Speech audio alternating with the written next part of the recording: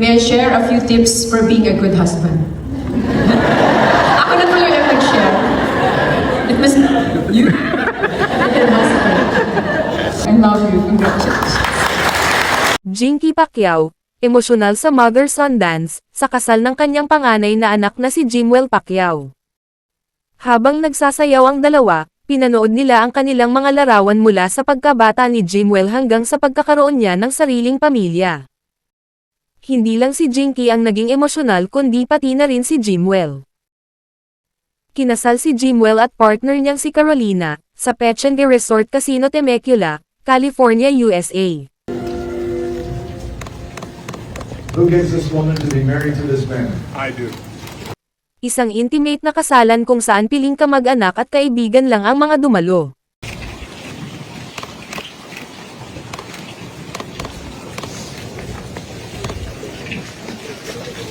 Let no man ever separate. Jimwell, you may kiss your wife. Si Sofronio Vasquez, ang The Voice USA Season 26 winner, ang kanilang wedding singer. Marami ang namangha sa simpleng kasal nila. Kahit mula sa mayamang pamilya, simple at walang maraming paandar sa kanilang selebrasyon. Damang-dama ang nakakaantig at makabuluhang pagtitipon sa espesyal nilang araw. Ngunit hindi buo ang kanilang pamilya sa kasal ni Jimwell. Wala si Michael, ang nakakabata niyang kapatid. Kasalukuyang miyembro ng konseho sa General Santos City si Michael. Ayon sa nobya niyang si Joyce Tan Custodio, dahil sa nagdaang napakalakas na lindol, pinili ni Michael na manatili sa syudad para gawin ang responsibilidad at tumulong sa mga apektado. Wala din ang half-brother niyang si Eman. Agaw atensyon din ang nakapaka-cute nilang baby, si Clara. At spotted din ang lola nila, si Mommy Janisha. Groomsmen at bridesmaids din ang kanyang mga kapatid na sina Israel, Queenie at Princess.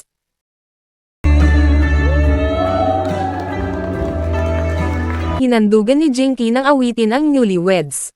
At marami ang naantig ng masilayan nila kung gaano kalapit ang mag-ina sa isa't isa. Napaiyak din si Jimwell sa napakagandang mensahe ng kanyang ina. You announced that you wanted to have 8 children.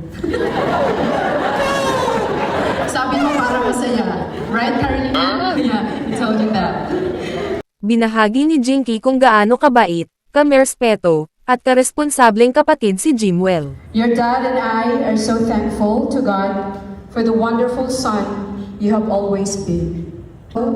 Respectful, loving, and kind, and sometimes sumpungin. I-English mo na lang sa kanya.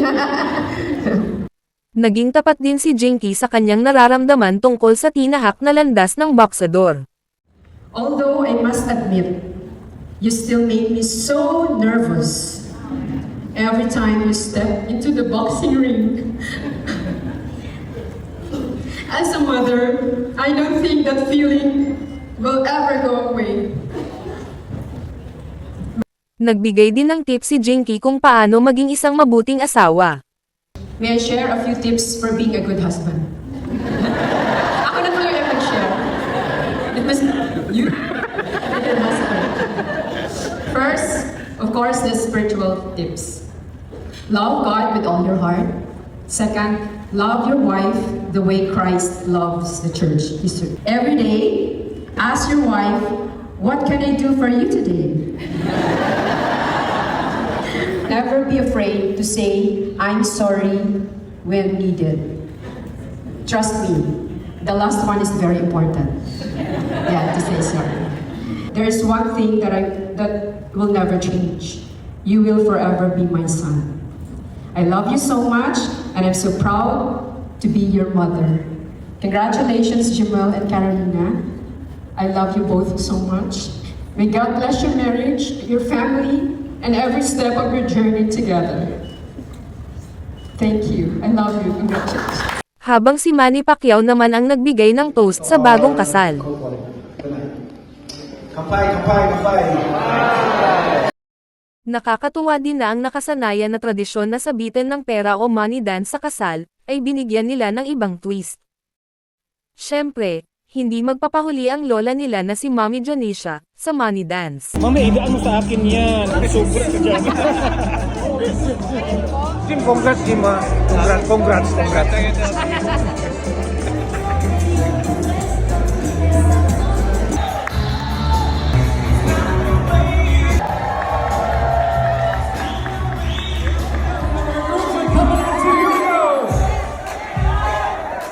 at this time, I'd like to ask everyone to please rise.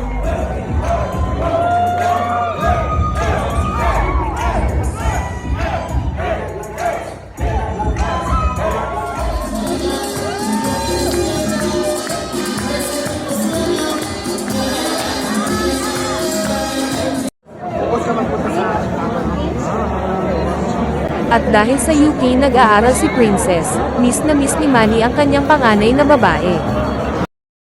Binahagi din ni Jinky ang ilan pang mga larawan sa kasal.